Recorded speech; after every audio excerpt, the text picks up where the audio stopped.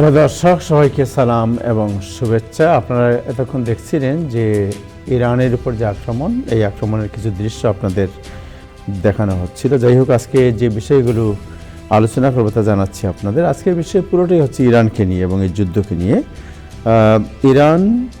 ইরানে যুক্তরাষ্ট্র ও ইসরায়েলের যৌথ আক্রমণ, অপারেশন এপিক ফিউরি, এবং এই আক্রমণের সর্বোচ্চ ধর্মীয় নেতা আয়াতুল্লাহ খামেনি সহ ইরান সরকারের 40 কর্মকর্তা নিহত হয়েছে। ইরান কর্তৃক দুবাই, কুয়েত, কাতার, বাহরাইন, ইসরায়েলে পাল্টা মিসাইল হামলা, দুবাই, কাতার ও কুয়েত বিমানবন্দর বন্ধ ঘোষণা, আটকা পড়েছে হাজার হাজার যাত্রী।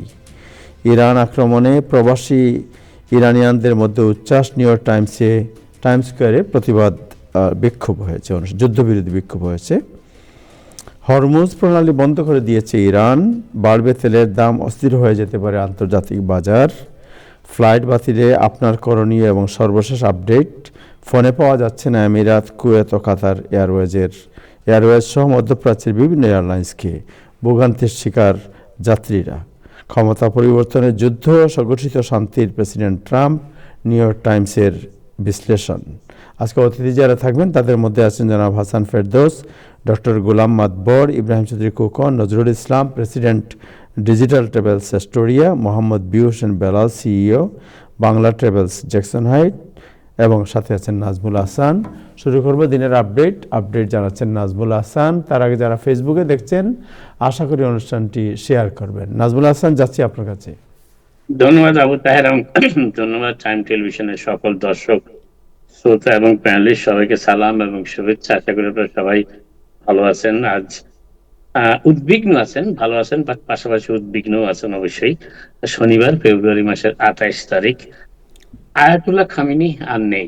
86 বছর বয়স, 87 বছর বয়স্ক ইরানের ধর্মীয় শাসক, যিনি 31 বছর ধরে ইরান শাসন করছেন, তিনি আজ যুক্তরাষ্ট্র এবং ইসরায়েলের যৌথ আক্রমণের নিহত হয়েছেন বলে ইরানি বার্তা সংস্থা থেকে, ইরানের সরকারি টেলিভিশন এবং বার্তা সংস্থা থেকে কিছুক্ষণ আগে এটি ঘোষণা করা হয়েছে। যদিও প্রেসিডেন্ট ট্রাম্প বেশ কয়েক ঘন্টা আগেই জানিয়েছিলেন যে তার কাছে যে খবর এসেছে সেটি সত্যি, যে প্রথম ইসরায়েল দাবি করেছে যে আয়াতুল্লাহ খামেনি আর নেই।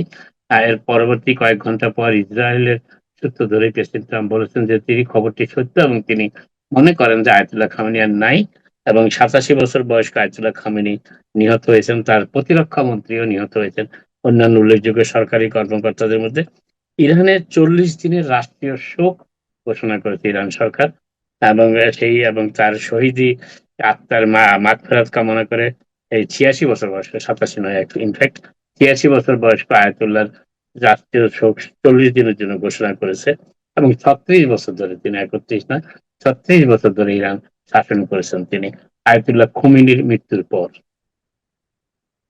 প্রেসিডেন্ট ট্রাম্প অবশ্য আয়াতুল্লাহ খোমেনির মৃত্যুকে উদযাপন করেছেন। তিনি সেলিব্রেশন করেছেন এই উৎসবে, এবং তিনি বলেছেন one of the most evil people in history, ইতিহাসের সবচেয়ে ইভিল পার্সন হিসেবে তিনি আয়াতুল্লাহ খোমেনিকে বর্ণনা করেছেন। এবং তার মৃত্যু একটি জাস্টিস, একটি বিচার সম্পন্ন হয়েছে বলে প্রেসিডেন্ট দাবি করেন। এবং তার হাতে অনেক আমেরিকানের মৃত্যু হয়েছে বলেও, গত কয়েক দশকে অনেক আমেরিকানের মৃত্যুর জন্য দায়ী আয়াতুল্লাহ খামেনি, সেটাও তিনি প্রেসিডেন্ট ট্রাম্প বলেছেন। এর আগে প্রেসিডেন্ট ট্রাম্প নিশ্চিত করেছিলেন যে আয়াতুল্লাহ খামেনি আর নেই। ইরান এবং ইসরায়েলের যৌথ আক্রমণের শিকার হয়ে তিনি মৃত্যুবরণ করেছেন।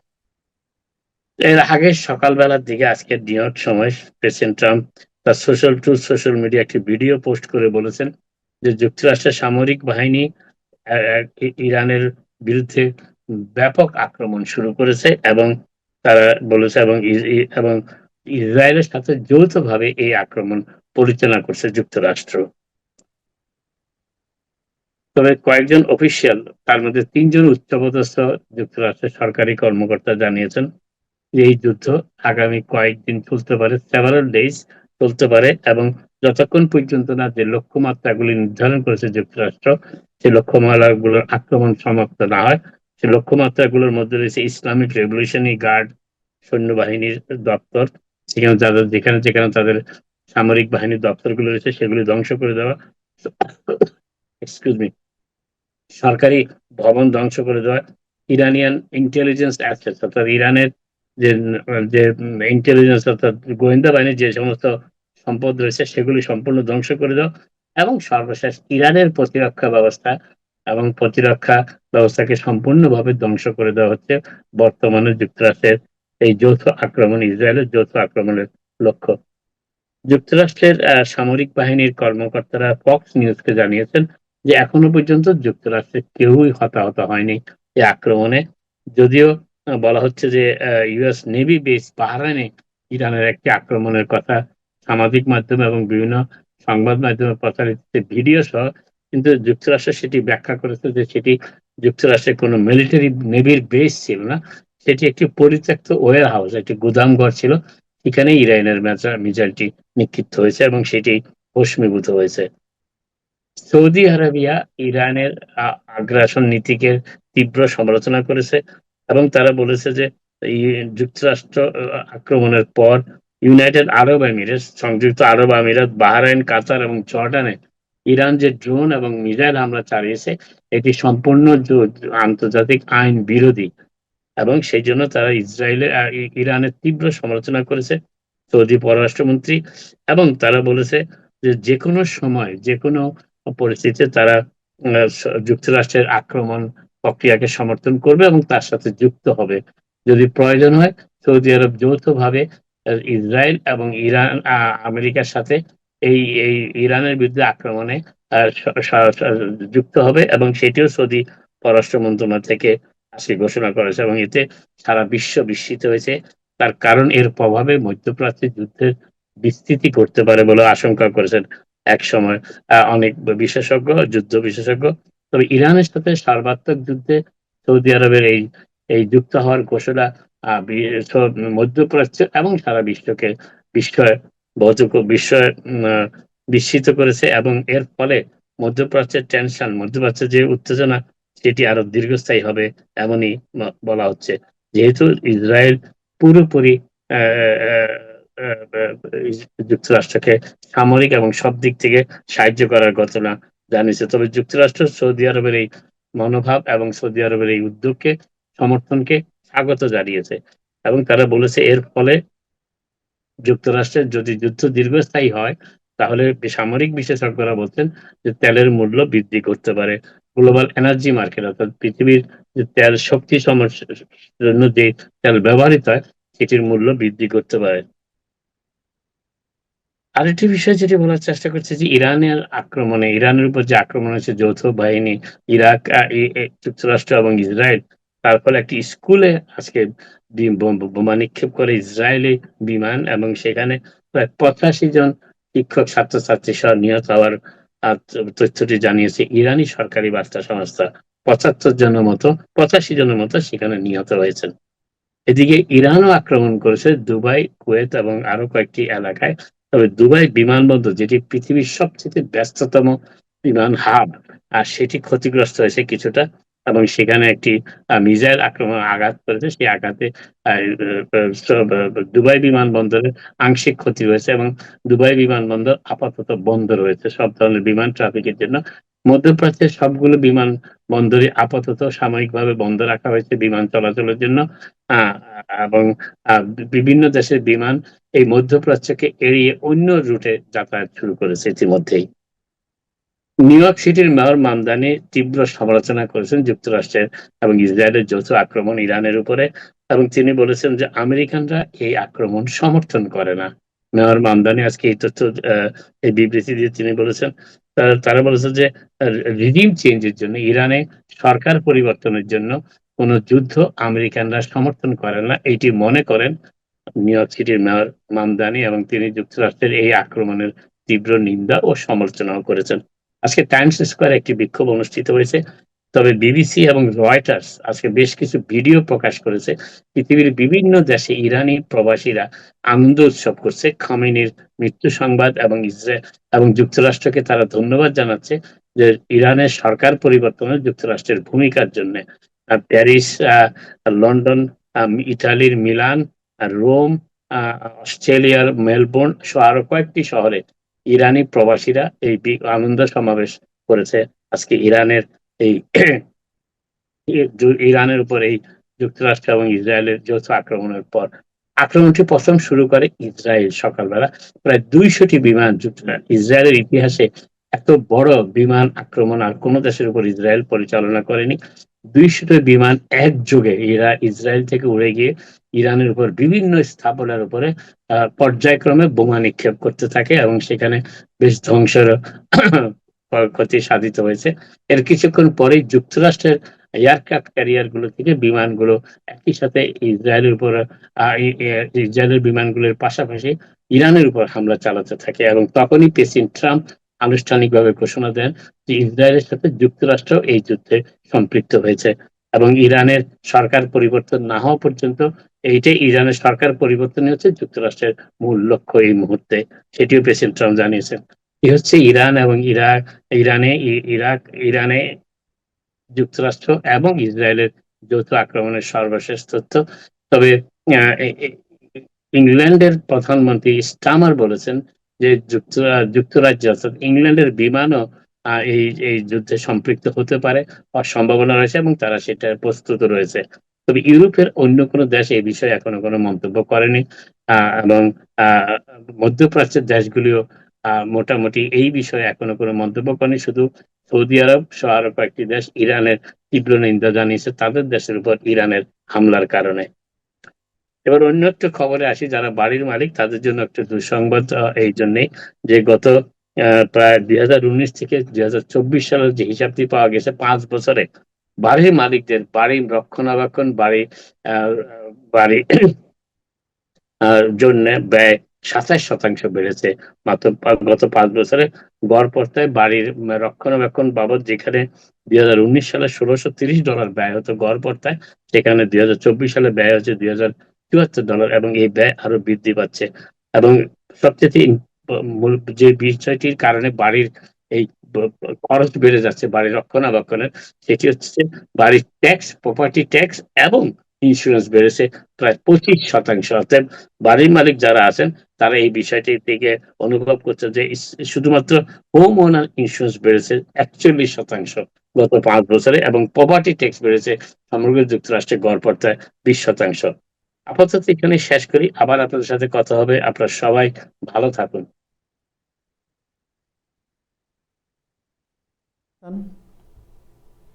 আপনি কি শুনতে পাচ্ছেন? হ্যাঁ, আমি শুনতে পাচ্ছি। ওকে, সো আজকের যে অ্যাটাকের যে প্রতিক্রিয়া লস এঞ্জেলেসে আমরা দেখেছি যে ইরানিয়ানরা কিছু উচ্ছ্বাস প্রকাশ করেছে, আবার টাইমস স্কোয়ারে আপনার বিক্ষোভ হয়েছে, যুদ্ধবিরোধী বিক্ষোভ। তবে আমেরিকার চাইতে বেশি উচ্ছ্বাস দেখা যাচ্ছে ইউরোপের বিভিন্ন শহরে এবং অস্ট্রেলিয়া, যেখানে ইরানি প্রবাসী সম্প্রদায় বেশি এবং তারা মূলত ইরানের বর্তমান শাসন প্রক্রিয়ার বিরুদ্ধে অবস্থান করছে, তাদের বেশিরভাগ ইরানি প্রবাসীরা। Right, thank you so much, thank you. আমাদের সাথে আছেন জনাব ইব্রাহিম চৌধুরী খোকন এবং প্রফেসর গোলাম এম মাতবর, আপনাদের দুজনকে শুভেচ্ছা জানাচ্ছি। যাই হোক, শুরু করি। এবং নজরুল ইসলাম আছেন আমাদের ডিজিটাল ট্রাভেলস, অ্যাস্টোরিয়া ডিজিটাল ট্রাভেলসের প্রধান প্রেসিডেন্ট।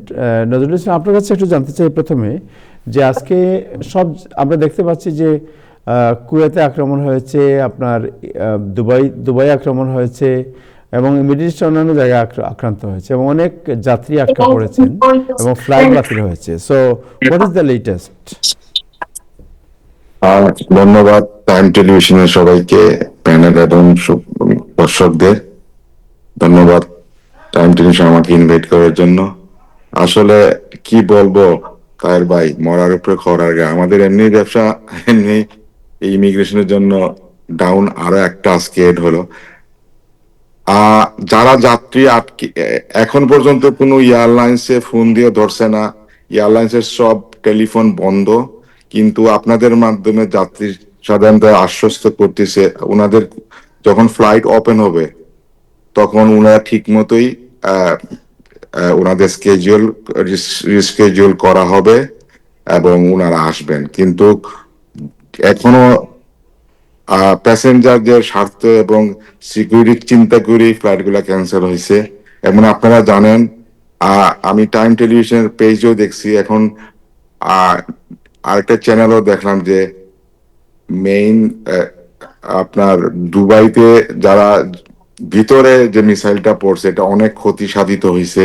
এবং এখন একটা নিউজও দেখলাম যে দুবাই ভিতরে যে রেস্টুরেন্ট গুলো আছে এগুলোতে কেউ নাই, যাত্রীরা সবাই আহ, যে খানিগুলা নিজেই নিজেই নিচ্ছে, এবং এখানে ফুডের সমস্যা দেখা দিচ্ছে, এবং প্রচুর লোক ফ্লোরে ঘুমাচ্ছে। সো এগুলা দুবাই এবং কুয়েতের এয়ারপোর্টের এই অবস্থা। এই অবস্থা সবাইকে শান্ত থাকতে হবে, এবং যাত্রীরা মানে সঠিক সময়ে আসবে যখন ওপেন হবে। সো এখন যাদের যেমন আজকে যাদের ফ্লাইট ছিল, গতকালকে যারা আটকা পড়েছেন, আজকে যাদের ফ্লাইট ছিল ফ্লাইট তো যায় নাই, সো ওনাদেরকে কিভাবে রিস্কেডিউল করবে? রিস্কজিয়াল করবে, এখন তো কাউকে পাওয়া যাচ্ছে না। সবাই যেমন যেমন এমিরেটস এর হেড অফিস দুবাই, কুয়েতের অফিস কুয়েত, কেউ ফোন ধরছে না। সবাই আতঙ্কিত, এবং কেউই অফিস করতেছে না হেড অফিসে। আশা করতেছে যে আমরা সপ্তাহের মধ্যেই রিস্কেডিউল করবে। সো কোনো ফ্লাইটে যাচ্ছে না তাহলে বলতে কোন কোন এয়ারলাইন্সের ফ্লাইট যাচ্ছে না আপনার? কাতার, এমিরেটস, কুয়েত, সৌদিয়া, মিডল ইস্টে যত প্লেন আছে কেউ যাচ্ছে না। সব আমি শুনতে পাচ্ছি, আমার একটা কলিগ বলল যে সিঙ্গাপুর এয়ারলাইন্স ওরা ফ্লাইট অপারেট করতেছে ওই প্যাসিফিক রুট দিয়ে। সো সিঙ্গাপুর বাট আমি ফ্লাইট অপারেট করতেছে, রাইট? সিঙ্গাপুর এয়ারলাইন্স, তারপরে কেথি প্যাসিফিক, আপনার চায়না হয়ে ওইদিকে যায়। হ্যাঁ, এটা প্যাসিফিক রুট দিয়ে যায়, এটা মিডল ইস্ট টাচ করেন। অলরাইট, সো এনি সাজেশন যারা টিকিট করেছেন, যারা কালকে যেতে চাচ্ছিলেন বা পরশুদিন যাদের ফ্লাইট ছিল, তারা কি করবেন? Any suggestion? আমি তাদের উদ্দেশ্যে বলবো, যারা ইমার্জেন্সি দেশে যেতে চাচ্ছেন, উনাদের যারা এখন পর্যন্ত টিকিট করেছেন অবশ্যই উনারা রিফান্ড পাবেন উইদাউট পেনাল্টি ছাড়া যখন এয়ারলাইন্স খুলবে। কিন্তু যদি সত্যি হয়, আমি কালকে জানতে পারবো, কেটি প্যাসিফিক সিঙ্গাপুর এয়ারলাইন যদি যায় তাহলে উনারা বাংলাদেশ বহন করতে পারবেন অন্য এয়ারপোর্ট, মিডল ইস্ট টাচ ছাড়া। জি, থ্যাংক ইউ। আরেকটা আছে, যেমন এখান থেকে লন্ডন আছে, লন্ডন থেকে এখান থেকে যদি লোকাল যে কোনো American airlines, United airlines London চলে গেলেন, আর লন্ডন থেকে হয়তো সবচেয়ে বড় কথা হলো যে লন্ডন থেকে বাংলাদেশ এয়ারপোর্টে এখনো কোনো ফ্লাইট ওঠানামা করতেছে না। তো আপনি এখানে যদি ফ্লাইট পান লন্ডন পর্যন্ত অন্য এয়ারলাইন্সে, কিন্তু বাংলাদেশে এখন পর্যন্ত আজকে পর্যন্ত, কালকে থেকে হয়তো ওঠানামা করবে, আজকে পর্যন্ত কোনো প্লেন ওঠানামা করে না। বাংলাদেশ এয়ারপোর্ট ফুললি শাটডাউন করছে। বাংলাদেশ এয়ারলাইনও শাটডাউন করা। আচ্ছা হ্যাঁ। আচ্ছা, থ্যাংক ইউ, আপনাকে অনেক ধন্যবাদ সময় দেওয়ার জন্য। অসংখ্য আপনাদের তাহলে ধন্যবাদ। আপনার নাম্বারটা একটু বলে দেবেন, যে কেউ যদি যোগাযোগ করতে চায়। অবশ্যই, আমি তো সবারই ফোন ধরতেছি। আমার cellphone number 9174597181, office number 7187212012। Thank you জনাব নজরুল ইসলাম, আপনাকে অনেক এনি ধন্যবাদ। প্রবলেম, এনি কোয়েশ্চেন আমাকে ফোন দিতে পারেন, আমি সবাইকে সহায়তা করব। বাড়িতে ঘাবড়ানোর কিছু নাই, এটা হলো এটা একটা ক্রাইসিস টাইম। আপনারা সবাইকে আমরা সংযত হয়ে আমরা এটাকে টেক ওভার করতে হবে। Thank you so much, thank you, আপনাকে অনেক ধন্যবাদ। ওয়েলকাম। Okay, thank you.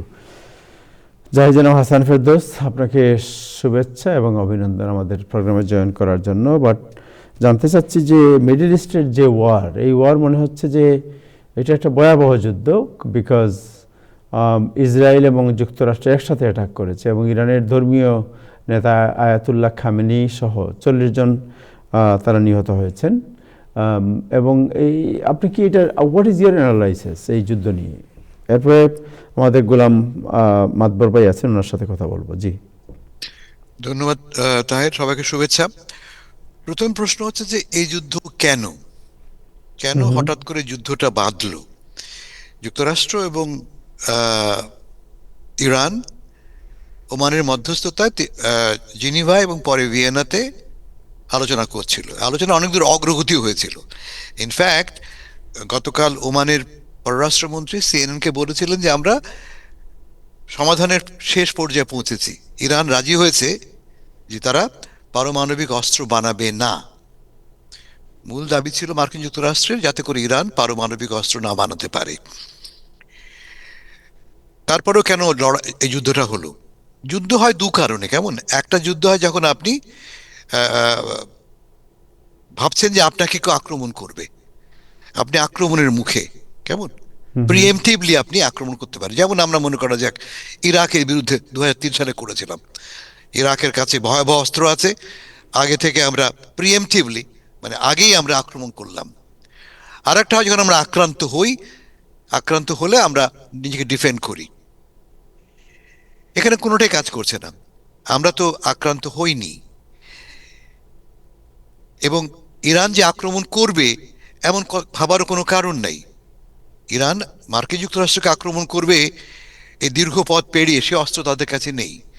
বলা হচ্ছে যে ইরানের কাছে ইরান, আমরা জানি ইরানের পারমাণবিক অস্ত্র ভান্ডার নিশ্চিহ্ন করা হয়েছে। আমাদের প্রেসিডেন্ট বারবার দাবি করেছেন নিশ্চিহ্ন করা হয়েছে, অবলিটারেটেড এটি বলেছেন।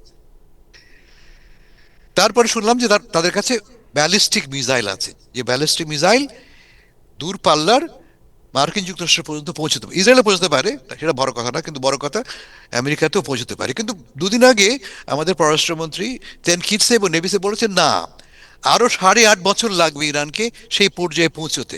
মানে 8.5 বছর পরে যদি এই অস্ত্র তারা ডেভেলপ করে এবং তারা চায় আক্রমণ করতে পারে। তার মানে কোনো কারণটাই বাস্তবসম্মত নয়। তাহলে যুদ্ধ কেন গেলাম আমরা? আমাদের প্রেসিডেন্ট এখন আমাদের বলছেন যে রিজিম চেঞ্জ করবার জন্য। আমরা কি জানি, প্রেসিডেন্ট ট্রাম্প বারবার বলেছেন যে আমরা কোনোভাবেই কোনো আক্রমণাত্মক যুদ্ধে জড়াবো না, রিজিম চেঞ্জ আমাদের কাজ না, বারবার তিনি বলেছেন। এবং আমরা তাকে ভোট দিয়েছিলাম একটা বড় কারণ, তিনি আমাদেরকে শান্তির আশ্বাস দিয়েছিলেন। কিন্তু আমরা এখন দেখতে পাচ্ছি যে না, তিনি শুধু তাই না, তিনি তার ইরানের লোকদেরকে বলেছেন তোমরা জাগো, জেগে ওঠো, এই তোমাদের সুযোগ, এই সরকারের পতন ঘটবে এবং তোমরা ইউ টেক ওভার। সে কথায় পরে আসছি কে টেক ওভার করতে পারে। ইরানের রেসপন্সটা কি আপনি দেখেছেন? ইরান একদম দুর্বল দেশ নয়, কিন্তু ইরান একটা রিজিওনাল বৈশ্বিক শক্তি তো সে নয়, তার অস্ত্র ভাণ্ডারও সীমিত।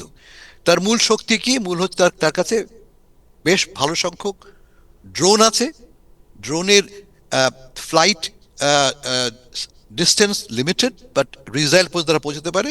আর আছে কিছু ব্যালিস্টিক মিসাইল, যা মাঝারি পাল্লার ব্যালিস্টিক মিসাইল, যা কিনা ক্ষতি করতে পারে। ড্রোনকে অনায়াসই ফেলে দেওয়া যায়, রেজিস্ট করা যায়। মিসাইল বেশি অত সহজ নয়, কোনো কোনো মিসাইল আপনাকে আপনার আপনার আয়রন ডোম যে মিসাইল করেছে তা ভেদ করেও প্রবেশ করতে পারে। ফলে ইরান যেটা করেছে এই যুদ্ধের জবাবে, আপনারা জানেন, বলে রাখি আগে, ইতিমধ্যে কয়েকশো লোক মারা গেছে। ইমাম খোমেনি মারা গেছে এবং তার সরকারের আরো বড় বড় নেতা মারা গেছে বলে আমরা এখন জানি না এক্স্যাক্টলি কত লোক মারা গেছে। কিন্তু আমরা একটা কনফার্ম হয়েছে যে তেহরানের একটি স্কুলে, মেয়েদের স্কুলের কমপক্ষে 60 জন মেয়ে মারা গেছে। এই তথ্য রয়টার্সও জানিয়েছে, ইরানের সরকার থেকেও বলা। মানে এই যুদ্ধের ফলে মারা গেল কে? একদম নিরীহ স্কুল ছাত্রীরা, যাদের সঙ্গে যুদ্ধের কোনো সম্পর্ক নেই। আচ্ছা, ইরানের রেসপন্সে কি করেছে? মিসাইল ছেড়েছে, এবং তার মিসাইল কোথায় গিয়ে পৌঁছেছে? একটা মিসাইলের ফলে একটা হামলা, তেল আবিবের একজন মহিলা, বয়স্ক মহিলা মারা গেছেন। এই পর্যন্ত ইসরায়েলে মারা গেছে একজন, তিনি এই মিসাইলের আঘাতে মরেছেন না ভয় পেয়ে? একটু প্লিজ, আমরা শুনতে পাচ্ছি না আপনার কথা। একটু মিউট করেন প্লিজ, আপনারা যারা অন্য যারা আছেন একটু মিউট করে দেন। বেলাল ভাই একটু মিউট করে দেন আপনার সাউন্ড। হ্যাঁ, আচ্ছা, তো তিনি ভয় পেয়ে মারা গেছেন না আঘাত পেয়ে মারা গেছেন আমরা নিশ্চিত নই, ঠিক আছে।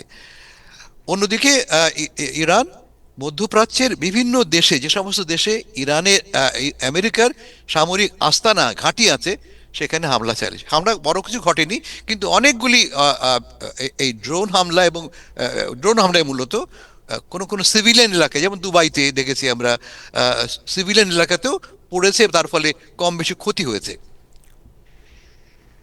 তো এই হামলার ফলে এখন প্রশ্ন হচ্ছে যে হোয়াটস দ্য নেক্সট, এই গেমের এই খেলার পরবর্তী চ্যাপ্টারটা কি? ইতিমধ্যেই খোমেনি মারা গেছেন। খোমেনি মারা যাওয়া মানে ইরানের এই মুহূর্তে কোনো সরকার প্রধান নেই, রাষ্ট্রপ্রধান নেই। ইরানের সরকার কার্যত অকেজো। ইরান খুব বড় একটা দেশ, 9.5 কোটি লোকের দেশ, 92 বিলিয়ন লোকের দেশ। ইরানের ক্ষমতা আছে কি? স্ট্রেট অফ হরমুজ প্রণালী ইরানের পাশ দিয়ে যায়, তারা বন্ধ করে দিয়েছে অলরেডি। এই প্রণালী দিয়ে পৃথিবীর অলমোস্ট 1/3 30% তেলের প্রবাহ ঘটে এই প্রণালী দিয়ে। বলে এই যুদ্ধ যদি প্রলং করে তাহলে তেলের দাম অনিবার্যভাবে বেড়ে যাবে।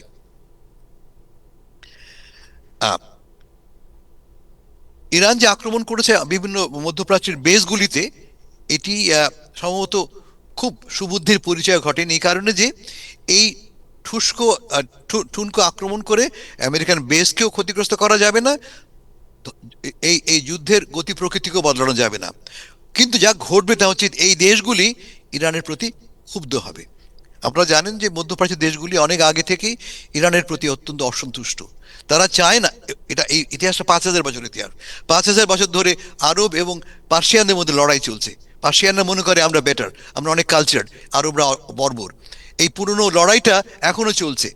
এই অবস্থায় এই যুদ্ধ এবং ইরান পারমাণবিক অস্ত্র হতে চলেছে এমন একটা ভয় তাদের কাছে আছে। এই অবস্থায় এই ইরান যে হামলা করলো এই মধ্যপ্রাচ্যের দেশগুলির উপরে, গালফের দেশগুলির উপরে, তা খুব নেগেটিভলি তার জন্য ক্ষতি এফেক্ট করতে পারে। কারণ এই দেশগুলি এখন ইরানকে দোষী সাব্যস্ত করবে, তুমি আমাকে, আমার সিটিজেন তুমি মারছো কেন, আমেরিকাকে মারো, আমাকে মারছো কেন। ফলে এটা ইরানের জন্য খুব লাভজনক নয়। কোথায় যাবে যুদ্ধটা, ultimately war does it lead to? America, আমাদের প্রেসিডেন্ট বলেছেন তার লক্ষ্য রিজিম চেঞ্জ। এখন রিজিম চেঞ্জের জন্য কি প্রয়োজন? একটা পাল্টা রাজনৈতিক ব্যবস্থা। কে সেই ব্যবস্থার নেতৃত্ব দেবে? এবং আমেরিকা বলছে আমেরিকা কোনোভাবেই বুটস অন দ্য গ্রাউন্ড পাঠাবে না, সৈন্য পাঠাবে না। শুধু আকাশ থেকে বোমা ফেলে কিন্তু কখনো রিজিম চেঞ্জ পসিবল নয়। এটা একমাত্র একবার দেখেছি আমরা আফগানিস্তানে, বিপুল পরিমাণ বোমা ফেলে আফগানিস্তানে 2001 সালে আমাদের তালিবানদেরকে তারা নিশ্চিহ্ন করেছিল। কিন্তু আদারওয়াইজ প্রায় কোনো ক্ষেত্রে শুধুমাত্র বোমা ফেলে যুদ্ধ জেতা যায় না, কারণ অন দ্য গ্রাউন্ড আপনাকে অন্য শক্তি কাজ করে। ইরানেও তাই। ইরানের খুব শক্ত পাওয়ারফুল রেভলিউশনারি গার্ড আছে, মিলিশিয়া বাহিনী আছে, সামরিক বাহিনী আছে। তারা সহজে তো ছাড়বে না, তারা তো শক্তিশালী। এই অবস্থায় বিকল্পটা কি? আমরা জানি যে ইসরায়েল দীর্ঘদিন চেষ্টা করছে রেজা শাহ পাহলভির ছেলে রেজা পাহলভিকে নতুন নেতা বানাতে। এটা একটা ক্যাম্পেইন তারা শুরু করেছে গত কয়েক বছর ধরে। এই ক্যাম্পেইনটা ইন্টেন্সিফাই হয়েছে। রেজা পাহলভি হচ্ছে বিকল্প নেতা। রেজা পাহলভি থাকেন দেশের বাইরে, তিনি ফিরে আসবেন কি আশা কথা তিনি ব্যক্ত করেছেন, কিন্তু তাকে কি গ্রহণ করবে ইরানের মানুষ? কিছু লোক গ্রহণ করবে, কারণ তারা মনে করছে একটা ইন্টারিম অ্যারেঞ্জমেন্ট অন্তর্ভুক্ত হতে পারে। মিনওয়াইল আমরা দেখেছি খোমেনির মৃত্যুতে তেহরানে কিন্তু উৎসব হচ্ছে, লোককে এটাকে ওয়েলকাম করেছে। কারণ এই লোকটি গত 37 বছর ধরে একাই দেশটাকে ধরে রেখেছে এবং ইরান একটা শ্বাসরুদ্ধকর অবস্থায় আছে। এই যে আক্রমণটা ঘটলো এই মুহূর্তে, তার একটা প্রধান কারণ হচ্ছে ইরান খুবই বেকায়দা অবস্থায় আছে, দেশের ভেতরে, দেশের বাইরে। আমি শেষ কথা বলছি, এই যুদ্ধে সবচেয়ে বড় লাভ কার? আমেরিকার খুব সামান্য লাভ। আমেরিকার অনেক বেশি লাভ হতো যদি আমেরিকা ইরানের সঙ্গে চুক্তি করে এই লক্ষ লক্ষ কোটি কোটি ডলার খরচ না করে যুদ্ধ বাঁধাতো। আমরা প্রায় চুক্তির পর্যায়ে পৌঁছে গেছিলাম। লাভ হচ্ছে ইসরায়েলের। লাভটা কোথায় বলি আপনাদেরকে আমি। ইসরায়েল মনে করে তার প্রধান শত্রু মধ্যপ্রাচ্যে ইরান। ইরান শক্তিধর দেশ, তাকে দুর্বল করব। কিন্তু অন্য একটা ডিপার একটা অবজেক্টিভ ইরানের আছে। আমি এটা আজকে ব্যাখ্যাটা পেয়েছি। ড্যানিয়েল লেভি বলে খুব নামকরা একজন মার্কিন এবং জুইশ ইসরায়েলি বিশেষজ্ঞ আছেন। তিনি বলছেন ইসরায়েল আসলে কি চায়। ইসরায়েল জানে যদি খোমেনি মারা যান, এই রিজিম তছনছ হয়ে পড়ে, তাহলে ইরান বিশৃঙ্খল অবস্থায় পড়বে। ইরান একটা বহুজাতিক দেশ, অনেক দেশের মানুষ এখানে বাস করে এবং তাদের মধ্যে মারামারিও আছে, কালচারাল, পলিটিক্যাল, মিলিটারি মারামারি, রাজনৈতিক মারামারি আছে। এই সরকার পড়ে যাওয়া মানে ইরান বিভক্ত হয়ে যাওয়ার সম্ভাবনা আছে। পাশাপাশি এর প্রতিক্রিয়ায় প্রতিবেশী দেশগুলিও কিন্তু ক্ষতিগ্রস্ত হবে। ফলে অনেক দূর থেকে বসে, আমি বহুত দূরে, ইসরায়েল ইরান থেকে বহুত দূরে, কিন্তু এই বিভক্ত হওয়ার সুফল সে বেশ ভালোভাবে ভোগ করবে। কারণ তার মূল লক্ষ্য মধ্যপ্রাচ্যে তার নিয়ন্ত্রণ, একচ্ছত্র নিয়ন্ত্রণ অর্জন করা। সে চাইবে না মধ্যপ্রাচ্যের দেশগুলি শক্তিশালী হোক, ইকোনমিক্যালি, মিলিটারিলি। যদি দীর্ঘস্থায়ী অস্থিরতা সৃষ্টি হয় এই যুদ্ধের ফলে, তাহলে সবচেয়ে লাভ হবে ইসরায়েলের লং টার্মে। এটি ড্যানিয়েল লেভির বক্তব্য, আমি তার সঙ্গে একমত। আমি শেষ করি। Thank you. Thank you so much, thank you. Professor Golam Matbar, আপনার কাছে যাব যে আমি জানতে চাই একটু, আমি এর আগে একটু জাস্ট সাবজেক্টটা বলে রাখি যে মুসলিম বিশ্বে বিশেষ করে টার্কি এবং অন্যান্যরা এটা কীভাবে দেখছে। বাট আমি একটু 1 মিনিট আমি একটু বেলাল ভাইয়ের কাছে যাই, জনাব বেলায়েত হোসেন বেলাল, যিনি বাংলা ট্রাভেলসের প্রধান। বেলাল ভাই, আপনি কি একটু আনমিউট করবেন সাউন্ড?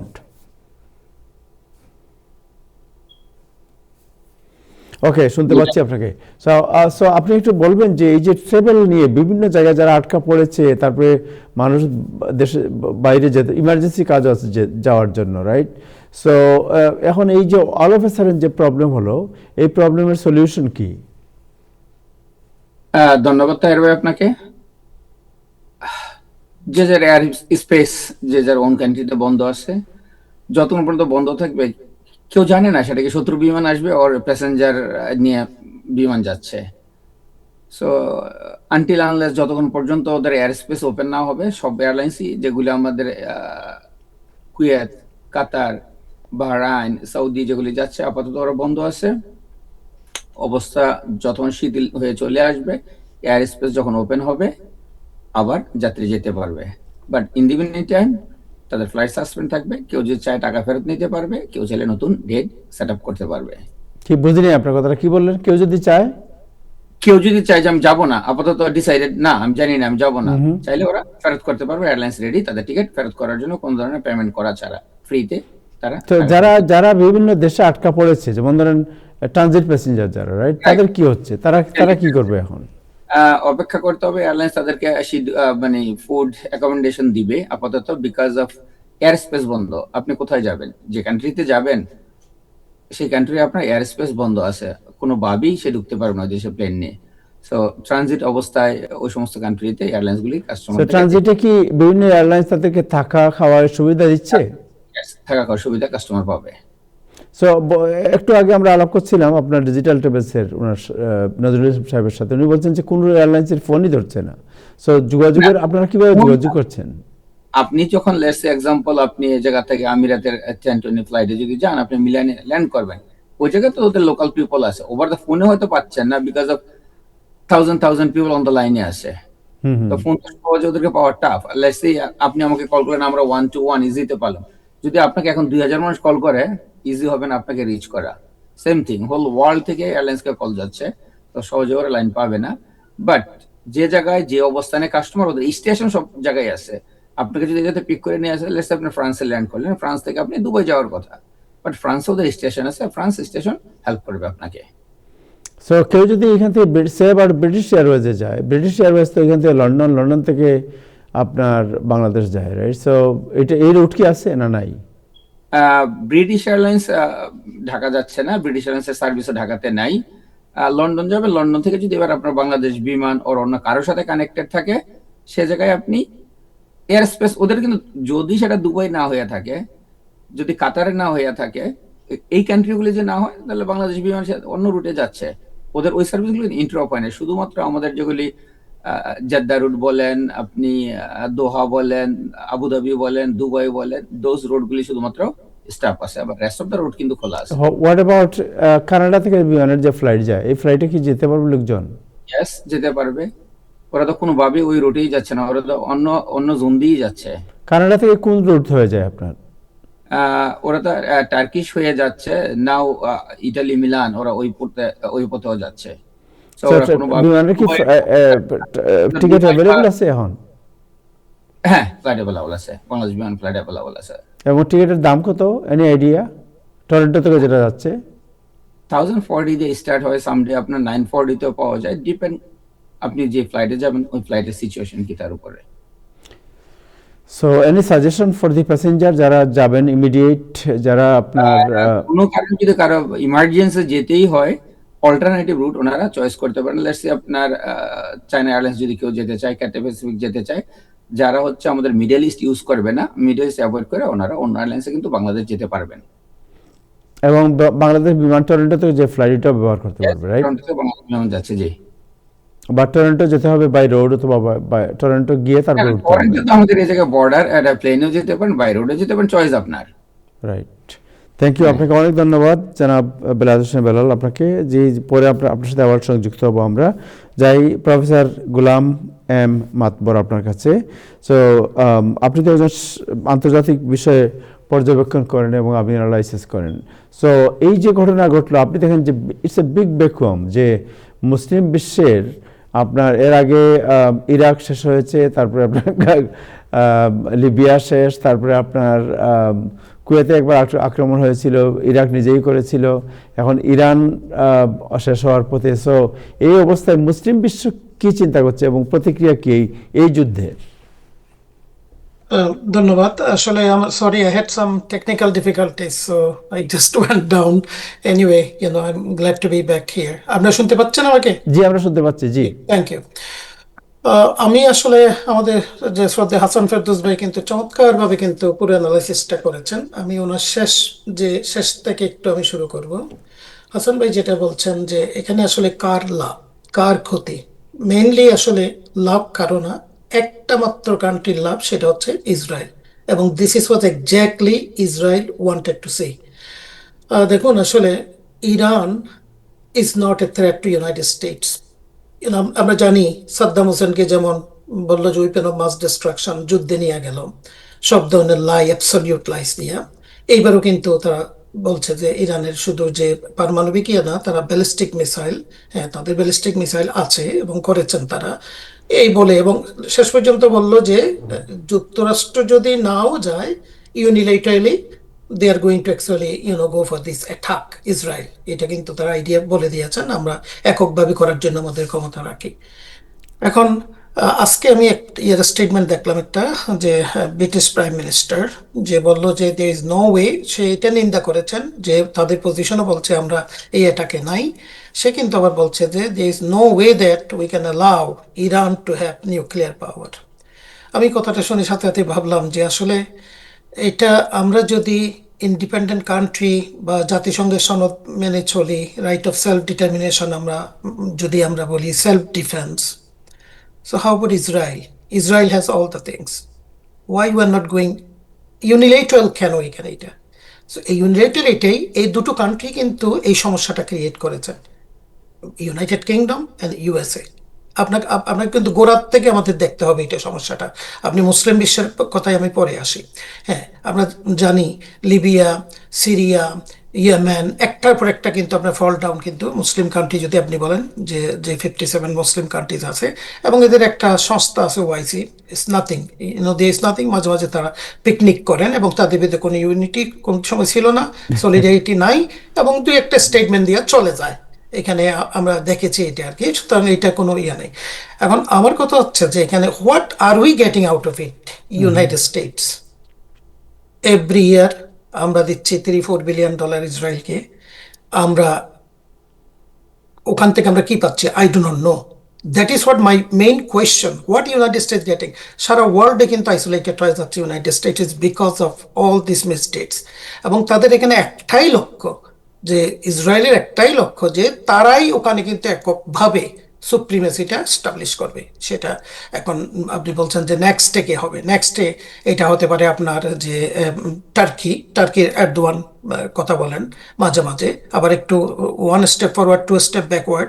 এদিকে আবার সে তো আবার নেটোর মেম্বার, সে আবার একটু বুঝে শুনে কথা বলেন। এদিকে চায়নার আশা আবার বললো যে আমরা অ্যালাইস, আমরা আসলে আলটিমেটলি কিন্তু at the end of the day আপনি you are all by yourself, and that's what it is happening. তো যুক্তরাষ্ট্র আমার যেটা সবচেয়ে বড় ইয়ে লাগছে যে আমরা we are losing money, tax payer actually paying, killing. আমরাই বলি হিউম্যান রাইটসের দেশ, আমরাই আবার কিন্তু এই যে দেখুন 140 জন বোধ আমি দেখলাম লাস্টে, হাসান ভাই if I am not wrong, যে স্টুডেন্টগুলো মারা গেল, যে প্রাইমারি স্কুলের স্টুডেন্ট 140 বোধহয় লাস্ট আমি দেখলাম। এখন তো স্ট্যাটিস্টিক্স তো চেঞ্জ হচ্ছে। সো অল দিস থিং, এখন টার্কি যেগুলো বলছে Turkey is not going to be able to do anything. আর দেখুন এমনভাবে কিন্তু করেছে তারা, এদিকে কিন্তু ওমানে বসছে, জেনেভাই বসছে, যে অ্যাট দ্য সেম টাইম কিন্তু এখান থেকে সবগুলো ফ্লিট, আব্রাহাম লিঙ্কন বলেন, জারাল ফোর্ড বলেন, সব ধরনের কিন্তু আপনার সরঞ্জাম, যুদ্ধ জাহাজ সবগুলো নিয়ে চতুর্দিকে লাস্ট খেলাটা খেললো হচ্ছে যেটা, সেটা হচ্ছে নরেন্দ্র মোদী। তাকে নিয়ে আসলো, নরেন্দ্র মোদী আসলো কিন্তু দুটো কারণে, এবং দুটোই কিন্তু সে সাকসেসফুল। নাম্বার ওয়ান, ওমানের কাছে তাদের দুইটা বোধহয় ঘাঁটি আছে, ওখান থেকে ওরা চাচ্ছিল যে সারাশি আক্রমণ চতুর্দিক থেকে ইরান থেকে আর কি। এখন ইরান তো আসলে এতগুলো ওয়েস্টার্ন ওয়াল, এতগুলো মাইটি নেশন, এবং ইসরায়েলের তো আসলে আপনি যদি মনে করেন ওদের তো বোধহয় আমার মনে হয় নিউক্লিয়ার, এটাই বোধহয়, এটাই কেন ওয়ার্ল্ড চ্যালেঞ্জ করে না? আপনি ইন্সপেকশনের জন্য ইরানে যাবেন, ওয়াই নট দ্য ইসরায়েল? তো এরা যেটা চাচ্ছিল যে চতুর্দিকটা আক্রমণ করে ইরানকে একদম কলাপস করে ফেলবে, এবং indeed that's what they are doing. তো লাস্টে নরেন্দ্র মোদী এসে যেটা করলো, দুটো কাজ করেছেন উনি। একটা হচ্ছে না এটা যে তার ঘাঁটিগুলোর থেকেও অ্যাটাক করার জন্য লঞ্চ প্যাড হিসাবে ইউজ করতে দেবে, এবং নাম্বার টু হচ্ছে পাকিস্তানের সাথে আফগানিস্তানের যুদ্ধটা লাগাই দেবে। কারণ গতবার যখন ইরান অ্যাটাক করলো তখন পাকিস্তান অনেকেই বলে যে কোভার্ট ওয়েতে, গোপনীয়ভাবে কিন্তু অনেক সাপোর্ট করেছেন ইরানকে, এটা বলছে সোলজার দিয়ে, অস্ত্র শস্ত্র দিয়ে। এইবার চাচ্ছিল সেটা পাকিস্তানকে এনগেজ করে রাখা, ওইদিকে ডাইভার্ট করে রাখা পাকিস্তান, যাতে তার সমস্যা সামলায়। তো এই লাস্ট কিন্তু তুরুপের তাসটা, দেখুন কোনো সরকার প্রধান কিন্তু এইভাবে জান নাই যে যেটা নরেন্দ্র মোদী কাজটা করেছেন। কারণ এরা কিন্তু এদের একটাই উদ্দেশ্য, আপনি আমাকে মুসলিম ওয়ার্ল্ডের কথা বলছেন আর কি, আপনি নিউট্রালি যদি if you look over all over the world, আমি ইন্টারন্যাশনাল ডেভেলপমেন্টে পড়াই, ইন্টারন্যাশনাল রিলেশনে পড়াই, আমাদেরকে একটু সজাগ থাকতে হয়। আপনি এভরিহোয়ার দেখবেন যে Muslims are being oppressed everywhere, আমি যত নির্যাতন দেখছি সব ধরনের, কিন্তু আপনার একটাই যে এদেরকে শেষ করতে হবে। তো এখানে তিনটা মানুষ এক হয়েছেন, একটা হচ্ছে নেতানিয়াহু, নরেন্দ্র মোদী, আর একটা হচ্ছে প্রেসিডেন্ট ট্রাম্প।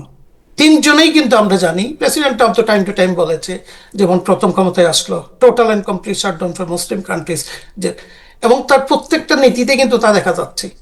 আমি তো এছাড়া এই হেট্রেডনেস ছাড়া আমি কিন্তু this no other benefit United States getting out of it. তারা, ইরান কোনোদিন কিন্তু আমেরিকার জন্য থ্রেট না, ইরান কিন্তু এখান থেকে অনেক দূরে, এবং ইরান কোনোদিন কিন্তু এই ধরনের কোনো অ্যাসপাইরেশন অ্যাম্বিশনও দেখান নাই যে ইয়ে করবে।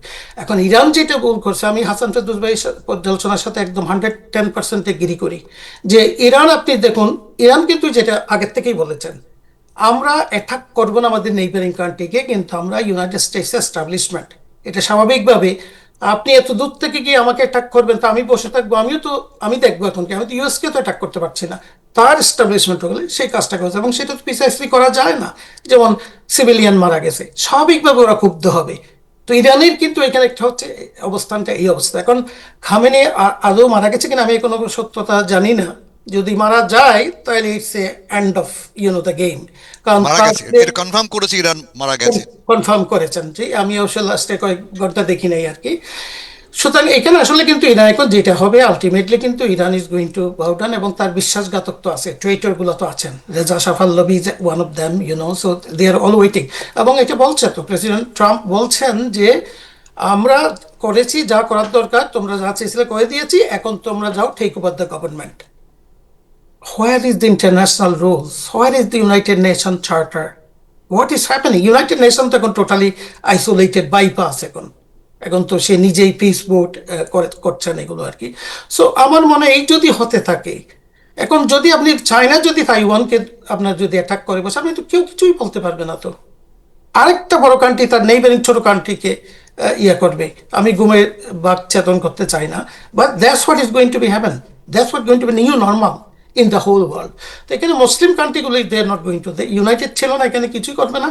তার এখন নেক্সট ইসরায়েলি কিন্তু এখানে প্ল্যান হচ্ছে, এটা ওয়েস্ট ব্যাংক নিয়ে নাও, গাজা নিয়ে নাও, এবং রিয়েল এস্টেট তো অলরেডি গাজাতে তো প্ল্যান করছে, নেক্সট হচ্ছে ওয়েস্ট ব্যাংক। সেটেলমেন্ট তো কন্টিনিউয়াসলি কিন্তু এর ভিতরে চলছে, এবং ওরা জানে, ওরা যে বলে যে ইউনাইটেড স্টেটস আমাদের সাথে না আসলেও আমরা কিন্তু একাই যাব, তারা জানে, তারা যখনই কোনো কিছু হবে United States is going to go them. এইটার থেকে কিন্তু আমরা সিটাং একটা কথা বলি, ছাগল নাচে হচ্ছে খুঁটির জোরে, খুঁটি তো শক্ত।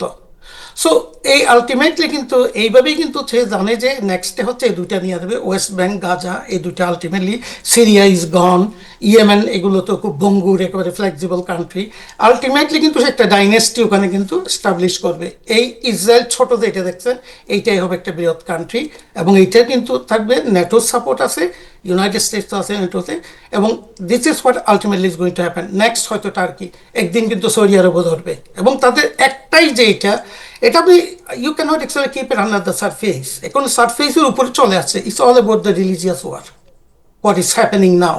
আপনি এটা যতভাবেই চিন্তা করে দেখেন, আমি অনেক পর্যালোচনা করে দেখেছি, আলটিমেটলি ঘুরে ফিরে কিন্তু ওইটাই সারফেস আউট হচ্ছে, এবং ওই তিনজনেরই কিন্তু একই জাস্ট যেমন ইন্ডিয়াতে চাচ্ছে without Muslim this the country is going to be only for the Hindu people, it's not going to be for Muslim, it's not going to for Christian. So এই যে মিলে গেছে আর কি, যে সমীকরণটা তারা একটা সত্যে চলে আসছে। So let's do it, this is an opportunity, start it from here. তো thank you so much, thank you হিসাবে আমার মনে হয় না কোনো কিছু ডিফাইন করার মতো এখানে কিছু আছে, কেউ কিছু পারবেও না, বিকজ সেই ইউনিটিও নাই, তাদের সেই ধরনের শক্তিও নাই, সেই ধরনের আর্মস অ্যামিউনিশনও নাই, প্রযুক্তি, এগুলো কিছুই নেই। থ্যাংক ইউ, আপনাকে অনেক ধন্যবাদ। আসতেছি আপনার কাছে আবার চায়না এবং রাশিয়ার ভূমিকা এটা নিয়ে, বাট ইব্রাহিম চৌধুরী খোকন আপনার কাছে শুনি, আপনি এনিথিং এলস আপনি এড করবেন? What is your observation? এই যে তেলের দাম বাড়বে, বিশ্ব বাণিজ্যের উপর প্রভাব পড়বে, এটা কিভাবে দেখছেন? না না, এখন যুদ্ধ বাদলে তো গোলাপ ফুলের দাম কমবে এরকম কোনো ঘটনা, এগুলোর দাম বাড়বেই, কনসিকুয়েন্স। আমেরিকা এখন যে অবস্থা আছে, যুদ্ধের যে বিষয় ব্যাকগ্রাউন্ড, এগুলা নিয়ে চমৎকার আলোচনা হাসান ফেরদৌস ভাই এবং গোলাম মাহমুদ ভাই করলেন। এখন আমাদের এখন যে অবস্থা হয়েছে, যে আমাদের সাথে বেয়াদবি যারাই করবেন, কারণ আমরা হয় ঘরের থেকে ধরে নিয়ে আসবো, আপনি 20,000 মাইল দূর থেকে আমেরিকা আসবেন কি আসবেন না বইলে আওয়াজ দিলেন, আপনাকেও কোনো মেটিকুলাস ডিজাইন দিয়ে উচ্ছেদ করা হবে। মানে আপনি ইরাকের সাদ্দাম হোসেন, আমরা লিবিয়ার গাদ্দাফি, ওনাদের পরিণতি যা হয়েছে, এখানে কোনো আইন কানুন তো কোনো নাই, কোনো আন্তর্জাতিক আইন নাই। এই জাতিসংঘ এটাকে রাখিয়ে কোনো লাভ আছে? সো এইসব এইসব এখন উপস্থিত, মানে আমরা এই জনগণ অসহায় ভাবে, আবার এই এই ইরানের যে মানুষজন এই শাসকদের হাতে মারা গেল, ইরানের যে হিজাবের আন্দোলন করতে গিয়ে যে মেয়েরা নির্যাতিত হইলো এবং মেয়েদেরকে যে হত্যা করা হইলো, এইসবের বিচার কে করবে? সো আজ সমস্ত পৃথিবীতে একটা গোলমাল বাস্তবতায় আছে, এবং এই বাস্তবতায় আমাদের মতো লোক কি বলবো আমরা জানি না। আমরা শান্তিপ্রকামী মানুষ, আমরা যুদ্ধ চাই না, কিন্তু এই শান্তির কথা বলে আসিয়া মানে যিনি মানে নোবেল পুরস্কার পান তিনিও শান্তির কাজ করেন, আর যিনি নোবেল পুরস্কার প্রাপ্তির প্রত্যাশা করেন তিনিও শান্তির কাজ করেন। কারণ আমরা সাধারণ মানুষ যাবো কোথায়? আমার কথাবার্তা এখানেই শেষ। সেলাইফ থেকে আপনি কিছু বলবেন এই বিষয়ে?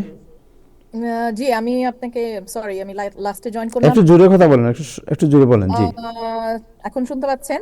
জি বলুন। আচ্ছা, জি, এখানে আরেকজন অপোজিশন আছেন যার কথা আমি মেনশন করতে চাচ্ছি। নট দ্যাট ইরানিয়ান পলিটিক্সের আমি এক্সপার্ট, বাট আপনাকে আমি কিছু ছবি পাঠিয়েছি।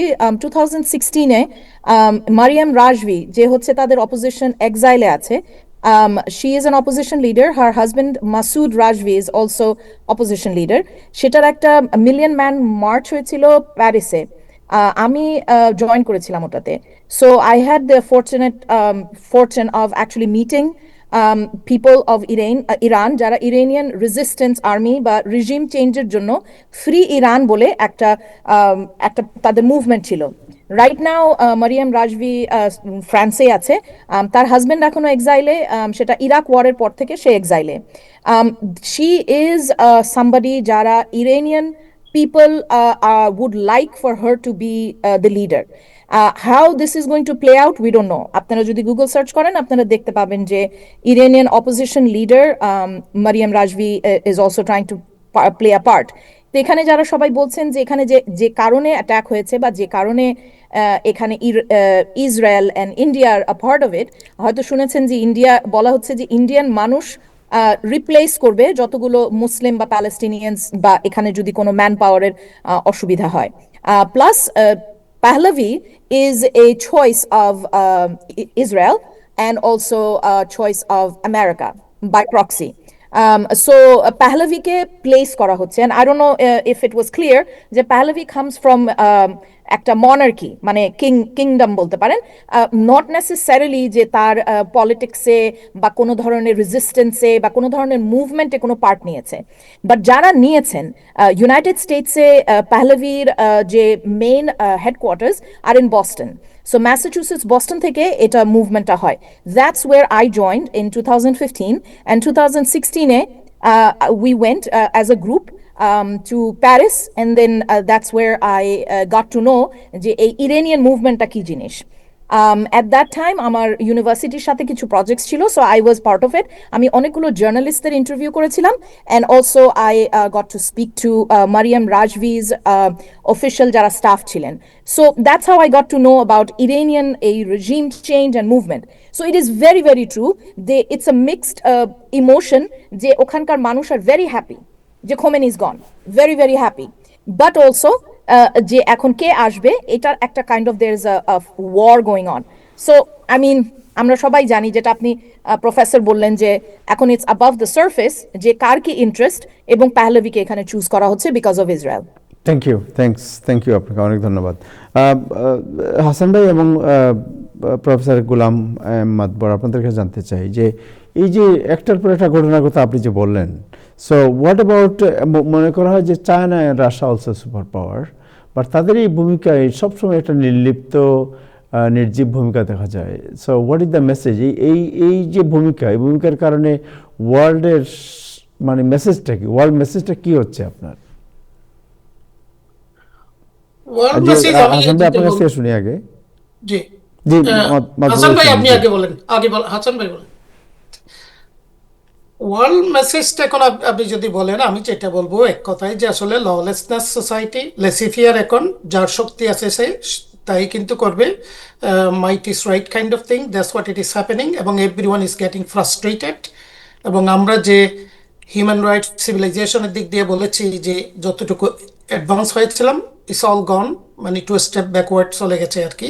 তো ছোটগুলো কান্ট্রিগুলো কিন্তু এখন অনেক খুব দুশ্চিন্তায় থাকবে, শঙ্কিত থাকবে সবসময় তাদের সভারেন্টি, সিকিউরিটি নিয়ে। এবং যেটা হচ্ছে আপনি দেখুন এখন ইউক্রেনে কি অবস্থা। আমি একটু ভাবছিলাম যে এইবার বোধহয় একটু আনকনভেনশনাল ওয়েতে বোধহয় এটাকে হল্ড করবে। আমার ধারণা ছিল যে চায়না এবং রাশিয়া স্ট্রংলি ডিফেন্ড করবে on the ground of United nation charter, কারণ তারা তো খুব পাওয়ারফুল, দুইটাই তো আপনার সিকিউরিটি কাউন্সিলের মেম্বার। আমার মনে হয় যদি স্ট্রংলি দাঁড়াতে হয়তো এতটুকু ডেসপারেট হয়তো নাও হতে পারতো ইউনাইটেড স্টেটস, যেটা হয়েছে।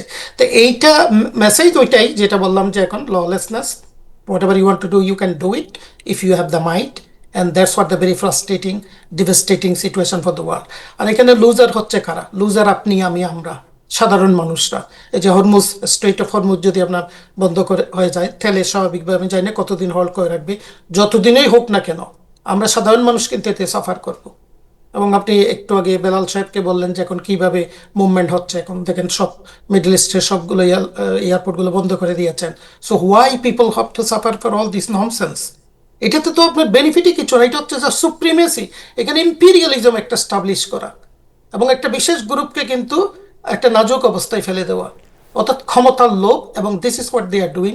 দে is no other thing, no benefit other than killing people, suffering people, in making people insecure, unsafe, and that's what exactly. And আপনি, আমি, আমরা সবাই হচ্ছে এটা loser and sufferer. Thank you.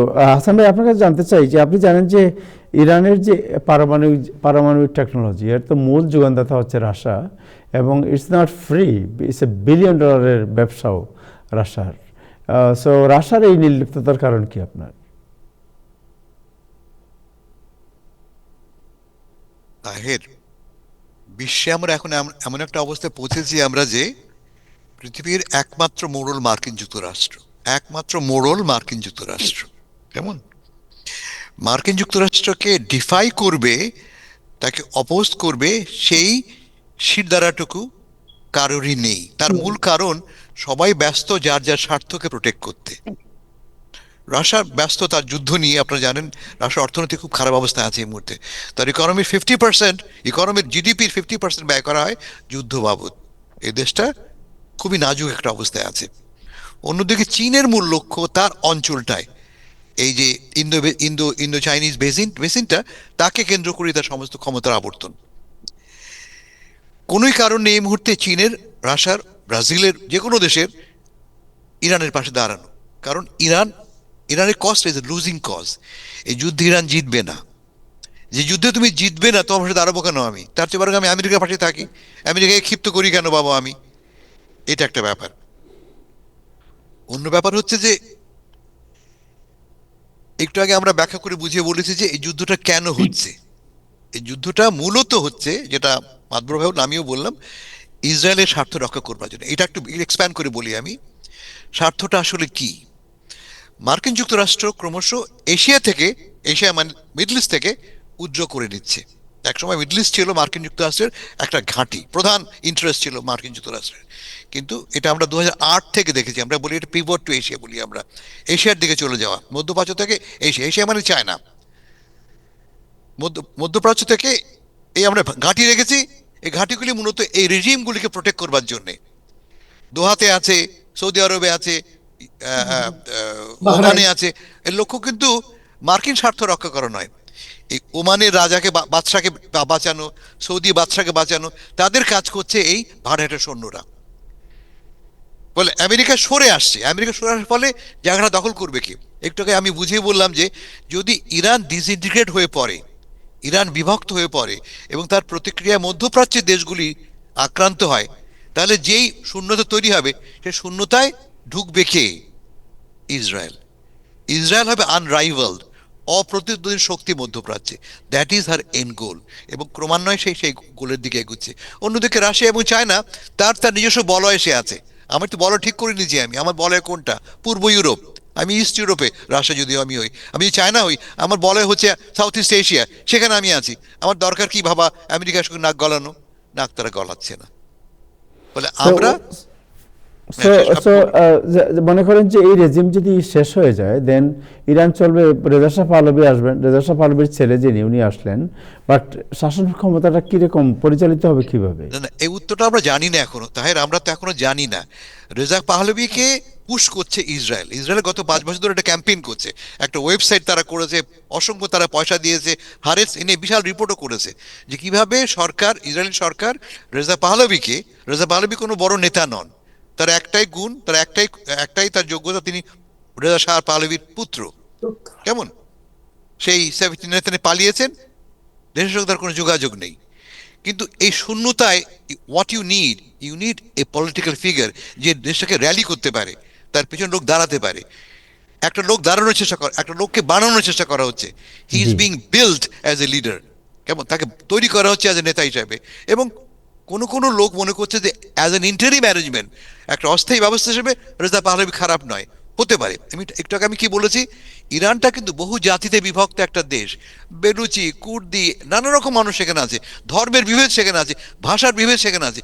এই দেশটাকে এক করে রাখা খুব কঠিন। কিন্তু সেক্ষেত্রে যেটা ঘটবে কোয়াইট লাইকলি, যদি এই রেজিম ফল করে, এবং ফল তো করার প্রায় কাছে পৌঁছে গেছি আমরা, ইরান মাইট ডিসইন্টিগ্রেট। ইরান ডিসইন্টিগ্রেট লাভটা কার? সবচেয়ে বড় লাভ ইসরায়েলের এবং প্রবাবলি মধ্যপ্রাচ্যের অন্যান্য আরব দেশের। তারা দীর্ঘকাল চেয়েছে ইরান দুর্বল হোক, ইরান স্ট্রং হোক, তারা চায় না। ইরান তাদের 1 নম্বর প্রতিদ্বন্দ্বী মধ্যপ্রাচ্যে। ফলে এইটা তাদের পারপাস সার্ভ করছে, ইসরায়েলের তো বটেই, আরবদেরও পারপাস সার্ভ করছে, সে কারণেই ঘটনা ঘটছে। Right, thank you so much, thank you. Sahab ভাই, আপনার এই বিষয়ে কিছু বলবেন? এই বিষয়ে তো এখন অবস্থা আমাদের অবস্থা, ইব্রাহিম ভাই খুব খুশি। আমাদের রাজা এখন আর একটা দেশে নিয়ে, ওইখানে অনেক স্যাফরান আছে, তেল আছে। আমরা সব এখানে যারা আছে আমাদের যদি ভাগ করে দেয়, দেখা গেল উনিতে কিউবা নিয়ে যাচ্ছে, এখন ইরান নিয়ে যাচ্ছে, তারপরে ভেনেজুয়েলা, তারপরে আপনার আইসল্যান্ড বলেন, যাই বলেন, নিচ্ছে। পুরা পৃথিবীটাই তার দখলে এম্পায়ার হয়ে যাবে, ট্রাম্প এম্পায়ার। সেটাই আমরা মনে হয় আশা করতেছি, তাই না হাসান ভাই? এই নামে উনি পরিচিত হবে, ট্রাম্প এম্পায়ার। আচ্ছা, আমি একটু অ্যাড করি, যেটা শায়লা বলছিলেন, এটা ইন্টারেস্টিং কথা হচ্ছে যে ইরানে কিন্তু একটা ভাইব্রেন্ট, একটা লাইভ একটা এন্টি খোমেনি মুভমেন্ট আছে, এন্টি ইসলামিক মুভমেন্ট আছে, ইসলামিক রিপাবলিক খুব ভাইব্রেন্ট। ইরানের 2জন মহিলা নোবেল পুরস্কার বিজয়ী আছেন, কিন্তু তাদের একজন জেলে এখনো, একজন বাইরে আর একজন জেলে। সো এই মুভমেন্ট, এবং গত মাসে যে ঘটনা ঘটলো, প্রায় 17,000 লোক মারা গেছে। আমাদের তো 1400 মারা গেছে, ইরানে মারা গেছে 17,000।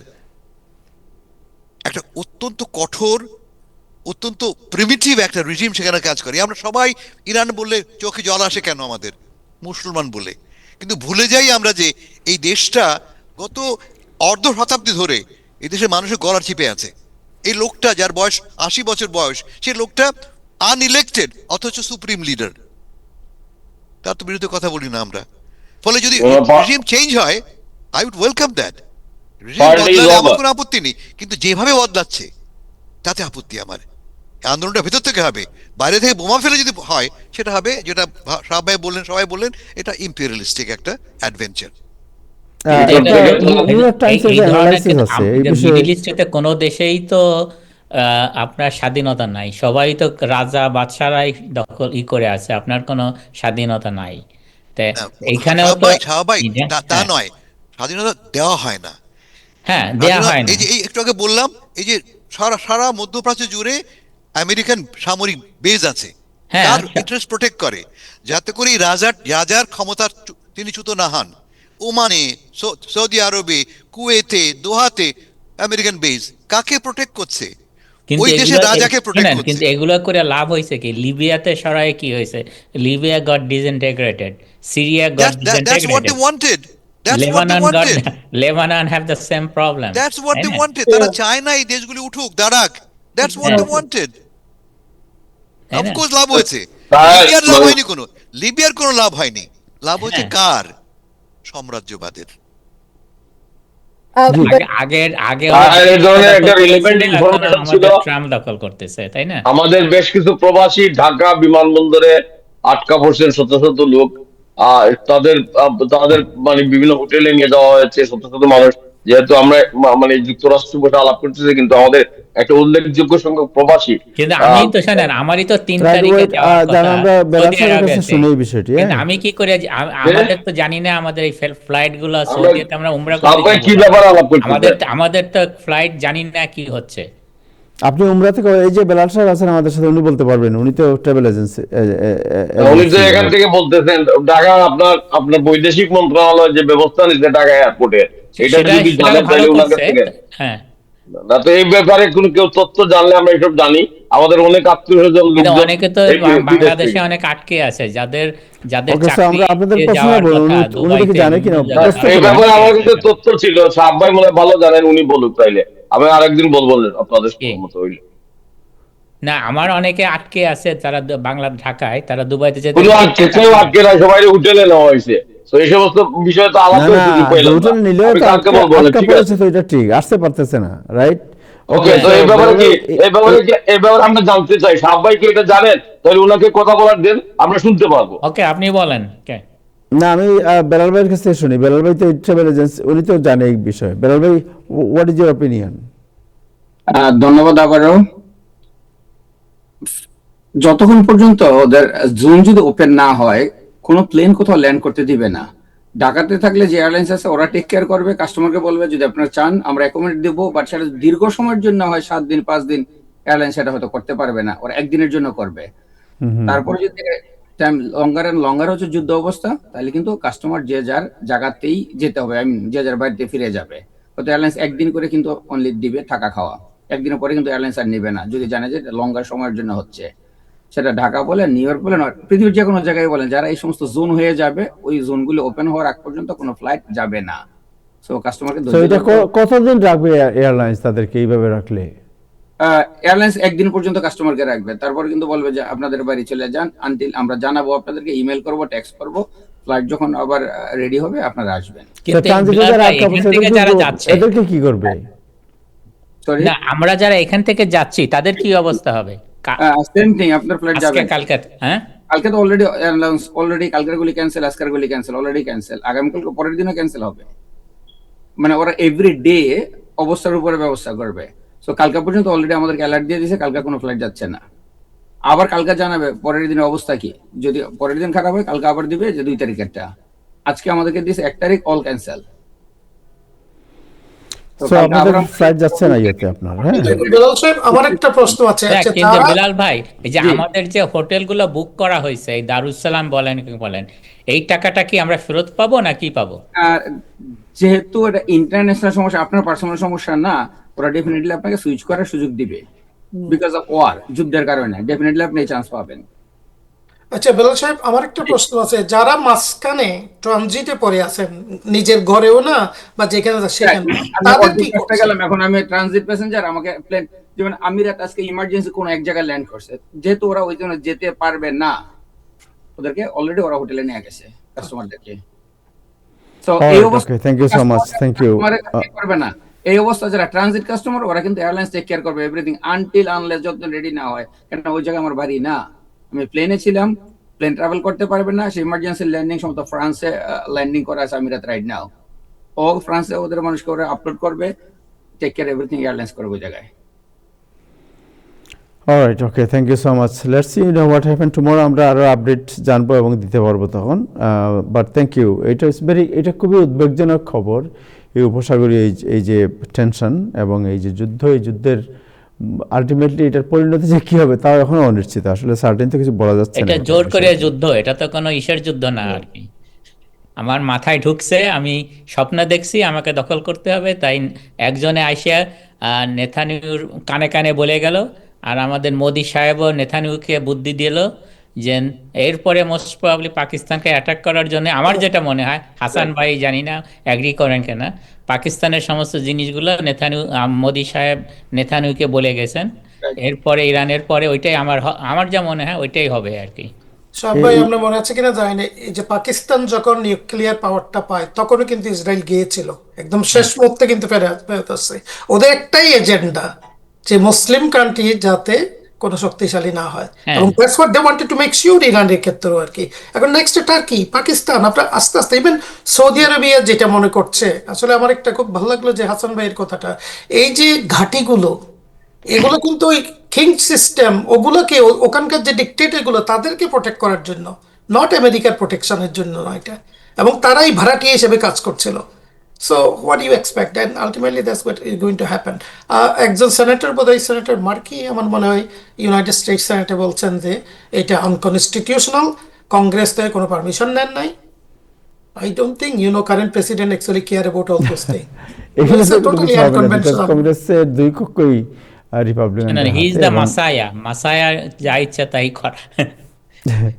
এইগুলো কিছু হবে বলে মনে হয়। Thank you so much Sahab ভাই, আপনাকে অনেক ধন্যবাদ। Thank you professor Gulam M Matbar, আপনাকে অনেক ধন্যবাদ। থ্যাংক ইউ শালা ইফতেখার আহমদ, থ্যাংক ইউ জনাব Hasan Ferdous, and thank you জনাব বেলায়েত হোসেন বেলাল, আপনাকে অনেক ধন্যবাদ। দর্শক আজকে এ পর্যন্তই। সো আপনাদের যেটা বলছিলাম যে এই আপডেট, এটা তো খুব মানে ডেভেলপ হচ্ছে মুহূর্তে মুহূর্তে, আমরা জানাবো আপনাদেরকে, এবং যখনই কোনো ডেভেলপমেন্ট হবে এটা জানানো হবে আপনাদেরকে। তো চোখ রাখবেন আপনারা টাইম টেলিভিশনের ফেসবুক পেজ, ওয়েবসাইট এবং টেলিভিশনের পর্দায়। আজকে এ পর্যন্তই, আগামীকাল আবার দেখা হবে। সবাই ভালো থাকবেন, খুদা হাফেজ।